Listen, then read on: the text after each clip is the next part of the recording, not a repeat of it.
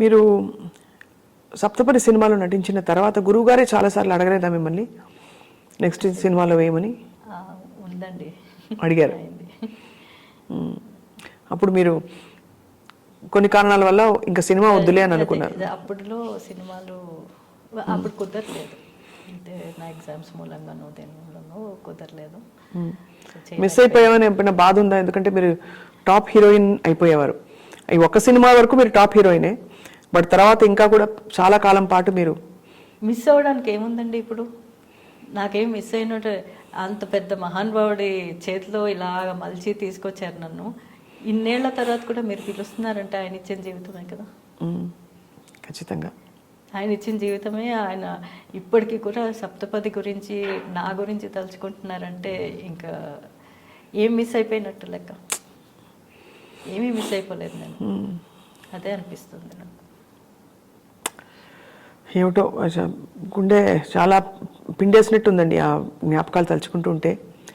ఆయన ఒక వ్యక్తిత్వం, ఆయన వ్యక్తిత్వం కూడా చాలా దగ్గరగా చూసిన వాళ్ళకి తెలుసు ఎంత ప్రేమగా ఉంటారు, ఎంత హ్యూమెన్గా ఉంటారు అసలు అని చెప్పి. ఆయనకి వంటలు, ఆ వీడియోస్ చూడటం చాలా ఇష్టం అండి. కూర్చొని చూసారు, రారా నువ్వు కూడా కూర్చొని చూడు, ఆ వంట ఎలా చేస్తున్నారు నేర్చుకో అంటూ ఉండేవారు. మీరు కూడా వంటలు చేసి పెట్టేవారు కదా గురువు గారికి? ఎక్కువ చాలా ఆయనకి ఇష్టం కదా వంట. అది ఏం చేసి పెట్టేవారు? నేను ఆయనకి రిలేటెడ్ అంతా స్వీటే అండి, స్వీట్ రిలేటెడే ఆయనకి ఇష్టం.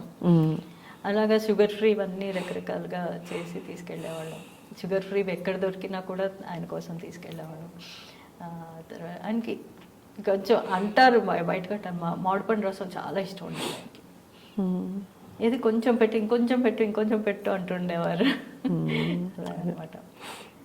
అదొకటి చాలా ఇష్టం. తర్వాత ఆయన చాలా అసలు ఫ్యామిలీతో చాలా క్లోజ్గా ఉంటారండి. ఫ్యామిలీ అంటే ఎంతో ఇష్టం ఆయనకి. అవును, అమ్మగారు కూడా ఎంత కళకళలాడుతూ నిండుగా అలా. ఇంత బిజీ స్కెడ్యూల్లో కూడా ఆయన అమ్మగారి దగ్గరికి వెళ్తారు. వెళ్ళి ఆయన తిన్నా తినకపోయినా ఫస్ట్ అమ్మగారి దగ్గరికి వెళ్ళి నువ్వు తిన్నావా అని అడుగుతారు. ఆవిడ తిన్నాను అంటే అప్పుడు వెళ్ళి టేబుల్ దగ్గరికి వెళ్ళి తింటారు. And one more thing I like, అసలు వాళ్ళ మధ్య ఉండే అనుబంధం అది చూసి ఇంకా ముచ్చటగా చూడాలనిపించేది, అందుకే వెళ్ళేదాన్ని నేను. అదే అనిపిస్తుంది. ఇప్పుడు అమ్మగారు మరి ఎలా, అమ్మగారికి ఎవరు మాట్లాడతారు, ఎవరు పలకరిస్తారు? పిల్లలు ఉండడం వేరండి, ఆయన ఉండడం వేరు కదా.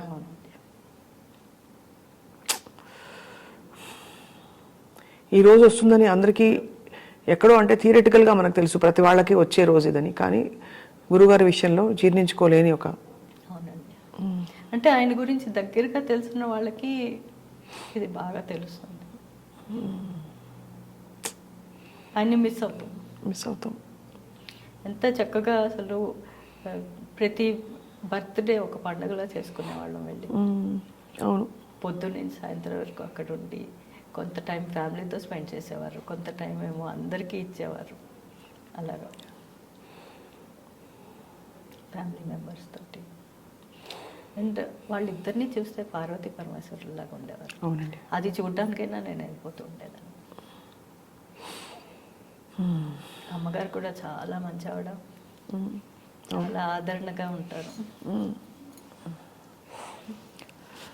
అమ్మగారికి, వాళ్ళ కుటుంబానికి, మనలాంటి అమ్మాయిలందరికీ భగవంతుడే బోర్డంత శక్తి ప్రసాదించాలండి ఈ టైంలో. గురుగారి జ్ఞాపకాలు మనకి బలం. మనకి ఉన్నారండి, ఆయన సినిమాల ద్వారా ఉన్నారు, మనం చూస్తూ ఉండాలంతే.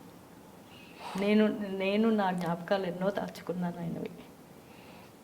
ఎప్పుడు వెళ్ళినప్పుడల్లా నేను ఏదో ఒకటి తీసుకుని పెట్టుకుంటూ ఉండేదాన్ని, అలా ఫోటోలు తీసుకుని ఆయన మాట్లాడిన మాటలు అవి కొంచెం పెట్టుకుంటూ శ్రద్ధగా. అంటే ఇందాక వీడియో ముందు మీరు చూపించినప్పుడు ఒక భక్తురాలు దండ గుచ్చితే ఎలా గుచ్చుతుందో అలా మీరు ఫోటోలతో ఒక దండం తయారు చేశారు, గురువుగారి ఫోటోలతో. ఎంత భక్తి, ఎంత ప్రేమ అందులో ఉందో మీ వైపు నుంచి ఆయన పట్ల క్లియర్గా కనిపిస్తుంది సవిత గారు. అండ్ అది గురుగారికి ఈ వీడియో చాలా నచ్చిందండి, చాలాసార్లు చూసుకున్నారు. నువ్వే చేసావా అని అడిగారు. అంటే నేనే చేశాను, ఇది మీకు మాత్రమే, ఇంకెవ్వరికి కూడా చూపెట్టలేదు, ఈ మటుకే ఇది అని చెప్పి. అంత అపురూపమైన వీడియో మాకు మీరు పంచుకున్నారంటేనండి మీకు ఏం చెప్పాలో అర్థం కావట్లేదు. ఇప్పుడు ఇవాళ ఆయన లేరు కనుక అందరికీ కూడా ఆయన గురించి తెలియాలని నేను అవునండి ఇది ఇస్తున్నానండి. సబిత గారు మరో సప్తపది రాదండి. మరో గిరీష్, మరో సబిత గారు, మరో ఇతర నటీనటులందరూ, అలాగే అటువంటి ఒక సన్నివేశం, ఒక అందమైన పాట, అండ్ అందరికీ గుర్తుండిపోయిన త్యాగరాజ కీర్తన అందులో సైలెంట్గా మరుగేలరా ఓ రాఘవా, ఏమనుకోకపోతే ఒక్కసారి ఆ ఎక్స్ప్రెషన్స్ గుర్తు చేసుకుంటారా? నేను పాడతాను గురుగారి కోసం. మరుగేల చరాచర రూప పరాత్పర సూర్య సుధాకర లోచన మరుగేలరా ఓ రాఘవా,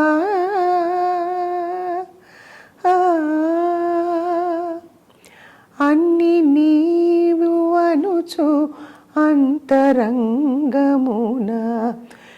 తిన్నగా వెదకి తెలిసి కొంటినయ్యా, నిన్నే గాని మది వేరెన్న జాలనురులా,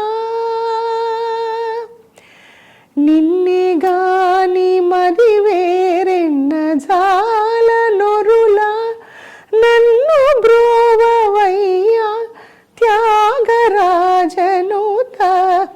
మరుగేలరా ఓ రాఘవా. ఇటువంటి సున్నితమైన సమయంలో మీరు వచ్చి మీ జ్ఞాపకాలని మాతో పంచుకున్నందుకు మీకు నమస్కారాలు సవిత గారు. ఇలా రావడం నాకు చాలా బాధగా ఉంది. అది రావాల్సి వచ్చింది. ఎప్పుడూ అనుకున్న ఇంటర్వ్యూ ఇలా ఈ సంతోషంగా చేసుకోవాలని.